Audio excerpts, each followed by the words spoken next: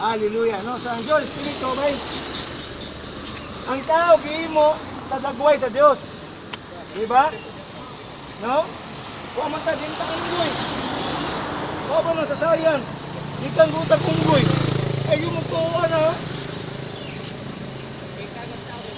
Nanas Genesis, tingnan ka mata nito. No? Gihimo ta sa dagway sa Diyos. Kung ang Diyos, Espiritu siya, ikaw, Espiritu po ka. Kaso lang, muang ka o lawas, mo na ang Diyos. Nagpurma siya sa kita. Muna kita. Yan sa lupa sa mo tao. Pero Espiritu ka. Karon, yan ang kasala ng tao, guys. Tunod sa Bible, ang imong lawas, pag namatay ka, bumalik ito sa asama na balik. Nagikan naman sa yuta. Kung sa yuta ka, bumalik. Nagwa ka to? Pero hindi mo pasapon. Nawala ka na. May Espiritu man ka, namatay ka lang. Maro na na? Amen. Ha? Wala ang tao pag namatay. Ang iyaran na awas, pinag sa pagkakita.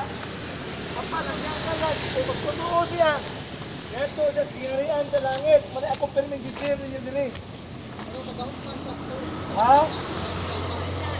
Di, ang hukom niyo man, naluwas sa mga kanala makas langit. Naguwat naman lakas pagkabanlaw sa lawas. Yes, glorified body. Na may pagkabanlaw ito pumunta na ni Kuya Cesar. Okay? 5 minutes lang o 3 minutes. Buti pumunta na kaniya. O salamat kayo nga naklaro na siya. Naklaro mo ta ana ha? Na may pagkabanlaw. Kato mga dautan bay nga mo tukang Kristo bay. May impierno to sila. Klaro ba nabasa ba nato na. No? Naguwat po na sila sa pagkabanlaw sa ilang lawas. Okay? Okay? Langit. Oh. Monang pagka abot ni Kristo, musugat niya with a glorified body. Okay? Philippians 3, pagpagpag, praise God! Oh, gabi bay. Pilipos 3. Unang gising lang ko diri sa inyo, pirmi bay. Paglaom ba? Of course, mutuo ka. Kaya pinagi mo niya sa pagtuo. Nasabta na ito na siya? Pilipos. Kung unang pagtuo. Pilipos 3. Then verse 21 siguro. 21. Pilipos 3, 21. Sige. Kusga kuya. Ilisa niya ang atong mga lawas nga may kamatayon. Oh. Sa lawas nga may mayaon. Oh. Sa iya. Oh. Pinaagi sa kahog nga gigamit niya sa pagmandong sa tanan. So, ang lawas nato mapareha kang Ginoong Kristo, mahimayaon. Pero si Kristo Diyos, di kita tao ta nga na-glorified body na. Mo na nga ingon dito, kining madunot, ilista kung dili na madunot.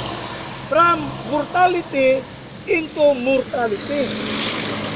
Immortal ka na. Ang imong lawas pa dili na magubay. Mo na ingon eternal life.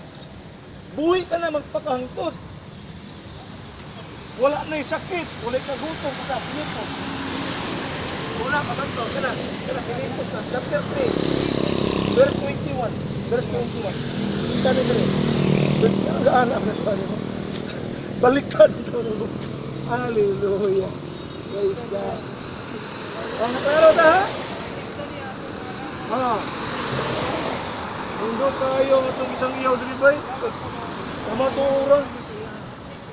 O ang iskuban no, pinapanaway lang dito. Sao man, sobre ba lang tumonggot. Dahil magtumong. So gini, di man ko perfecto bay, pero tinudan na ini bay. Nihawa ba po sa air condition. Carpeted ba akong lugar sa una bay. Pero hambog lang. Ako manambong sa una mga di auto, di man tanan no, mga di auto bay. No? Mga professional lang kong mga membro. Nagi kwarta. Di man gyapon ko malipayo. Lahi man imong kurikul, imong kanang kuno ba kanang sana sige kurikul, imong ipon ba? Taglungod, ba na? Ano imo bang itian mo ba sa sayop daw? Mga suko man imong dato, mga professional, suko ba?